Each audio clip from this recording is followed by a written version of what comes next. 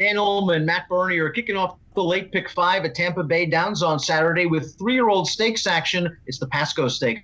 Before we get to the analysis, I want to remind everybody you have an opportunity to win a trip to the Queen's Plate at Woodbine in June. It's simple. Cast your vote for Horse of the Year in DRF's Eclipse Awards Fan Vote Sweepstakes presented by Woodbine. Vote and be entered to win a trip to the Queen's Plate at Woodbine this June. Visit drf.com/eclipse today. Now let's meet the field of 3-year-old sprinters in the Pasco. They're going to be going 7 furlongs. And there's some very talented horses in this race, Matt. Let's begin down towards the rail with Jackson, a horse that's been in the exact of 4 out of 5 tries.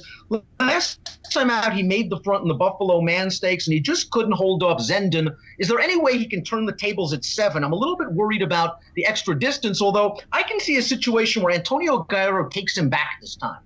Yeah, I mean, I think you probably ride him more similar to the way that he was ridden 2 starts back at Gulfstream West, where you're out there kind of letting someone else do the dirty work early on and then trying to take advantage. The problem is I just didn't like his finish in that most recent run at Gulfstream. I didn't think there was a lot left in the tank there. And I see that Quintaros, and I see they ran him on the turf at 5/8 at one point. I maintain, I still think there's a real scenario where when it's all said and done, he ends up being a turf sprinter and not a main track type. Over deliver is the number 2, Rapoli Stable. Todd Pletcher, debut winner at even money. He was no secret on December the 23rd. Boy, he was green, Matt. Yeah. He was pressing the pace. He was on his right lead early. He made the lead. He started looking around, drifting in on his left lead. It looks like he doesn't know what he's doing. It also looks like he's got a lot of talent. He earned an 81 buyer that day. He's also got some pedigrees. I have to a graded stakes winning synthetic router named Princess La Quinta. I don't know. He was a little bit too green for me. Let's take a look at the Timeform US Pace Projector. They got him out there on the lead. Maybe you'll feel good there.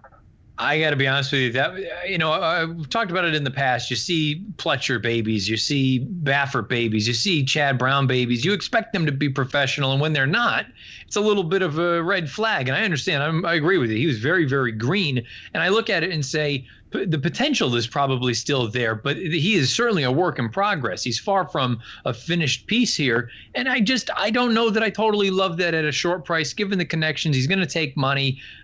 You know what? If he wins, I'll lose this time around. He also might take heat from his next door neighbor. That's the number 3, Zenden, going out for Victor Barboza Jr. We have a positive formulator fact for Barboza. Past 3 years. 3-year-old last out winners on dirt making their second start off the layoff. 33% winners, 75% on the board, 320 ROI. This horse was perfect from 2 starts. He's shown some versatility, getting a little drifty last time out at 6 when very late to change leads. But Timeform US had that track kind of closer friendly, and this horse did the work pressing the pace along with Jackson. And I think you can give him a little bit of the benefit of the doubt for that race, too, because that was his first start since the end of September. So perhaps he had every right to be a little bit tired at the end, given the fact that he was up there pushing the pace throughout. I feel like if you're taking one of those horses, you take Zenden of the 2 as opposed to Jackson. Having said that, I still don't love either of them. They're the kind of horses to me that, sure, they can win. I respect them, but I don't love them in here. I'm going to be against them. Horse to beat, in my opinion, is the number 4, Win, going out for Michael Trombetta. He was favored last time out in the Hep Stakes, going 7 furlongs at Laurel, and he was just very sluggish coming out of the gate. I didn't really see any trouble. He just kind of missed the break, and then a lot of circumstances, I think, went against him. The pace setters kind of slowed it down just as he started getting going, and then I think Julian Pimentel got suckered down onto a deep and tiring rail in the stretch. It didn't help that the winner of that race, Always Mining, is a more experienced, battle-tested horse. It was a good effort for Win, who's got some fast races. I thought it was a big effort from this horse. Like you say, he just didn't get out of the gate very alertly. I don't know why, but I like the fact that he was willing to split horses rounding the far turn, angled down to the inside. And like you said, I think it was a combination of, you know what, there was a hole down there. The rider decided to go down there, but at the same time, then that pace setter kind of hemmed him in a little bit. And that's not the most comfortable position to be in for a lightly raced horse. He has the fast races from a buyer standpoint. He has the fast races from a Timeform standpoint. I agree with you. To me, he's the most likely winner. War Bridals, the number 5. This one's won 2 in a row for a red-hot trainer in Jones Scott, but the buyer's speed figures are light. Going to have to improve in a hurry.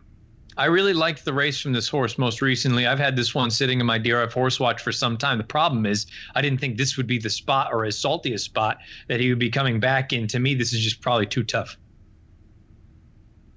Gladiator King has bounced poor races in the past to win at prices. Take a look at that start in the inaugural. At Tampa Bay, Downs 2 back, coming on the heels of a dreadful effort in the Grade 2 Remsen, A, going too far, B, against too tough a competition. Similar situation here. Last time out, they threw this horse to the Wolves and the Mucho Macho Man. He got beat a country mile. It doesn't seem to faze him. He's turning back in distance here. The 7 is good for him. Nice outside post position. I wouldn't be surprised if he pulls off a minor upset on the tote again.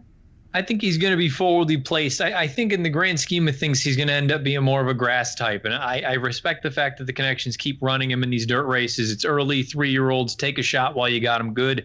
But you see 2 big races other than the inaugural came on turf. The inaugural came on a sloppy sealed track. To me, there's enough pointing toward the turf that in the grand scheme of things, you're right. If he wins, I won't be stunned, but I don't want him. Let's talk about 70 this meet as you do each and every year. And this horse was one of the more impressive 2-year-old winners at Tampa Bay Downs. Maybe didn't beat this field in the – it was a very professional performance. It came on the same Gladiator King on the inaugural, and he won for a long race in faster time. This is an impressive effort. You know, you take a look, the second dam was a Grade 1 winner. He's got that big Godolphin pedigree. I just thought he was very impressive. There wasn't a ton of speed that day. He was professional, took a little bit of a bump at the top of the lane, and then just drew off for fun. I'm a little bit torn. I don't know if it was the sloppy sealed track that he just handled better than everyone else, or if he really is as good as he looked there on tape. I think this horse is very, very intriguing one way or the other. He'll either prove that he is the goods on Saturday, or perhaps he was inflated and helped by that sloppy sealed track. Owen Hardy having a really nice meet at Tampa Bay Downs. This formulator fact might be giving you cause for pause, however. Past 5 years, 3-year-olds on dirt. Last out maiden winner is only 1 for 24. That doesn't stop us, however, as we take a look at our selection for the Pasco Stakes. We both were taken by Cave Run's professionalism. Watch Cave Run's race, watch Over Delivers race. They pretty much ran the same figure, give or take 2 or 3, 4, 5 points. Different from a professional standpoint. I'm going to go 7-4-3-2. I think Cave Run gets a similar outside stalking trip. Yeah, agreed. I went 7-4-2 in here, and to me, really, it is just the 7 and the 4. If you wanted to play that exacta or back it up with a 4-7 exacta, to me, those are the only 2 that I want. Once again, I want to remind everybody about the contest. DRF.com is hosting. You can win a trip to the Queen's Plate this coming June. All you have to do is cast your vote for Horse of the Year. And DRF's Eclipse Awards Fan Vote Sweepstakes presented by Woodbine. Find out more at drf.com/Eclipse. Perhaps the Pasco, a baby step to the Tampa Bay Derby later this spring. It's race number 7 on Saturday and has an approximate post time of 3:10 Eastern. Good luck.